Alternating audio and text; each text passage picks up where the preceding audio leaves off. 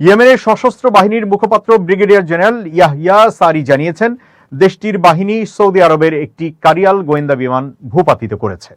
ইরানের রাষ্ট্রীয় সম্প্রচার সংস্থা জানিয়েছে, ইয়েমেনের সশস্ত্র বাহিনীর মুখপাত্র বলেছেন, বুধবার ভোরে সাদা প্রদেশের আকাশে শত্রুতামূলক অভিযান পরিচালনার সময় সৌদি শত্রুপক্ষের কারিয়াল গোয়েন্দা বিমানটি উপযুক্ত অস্ত্র ব্যবহার করে ভূপাতিত করা হয়েছে।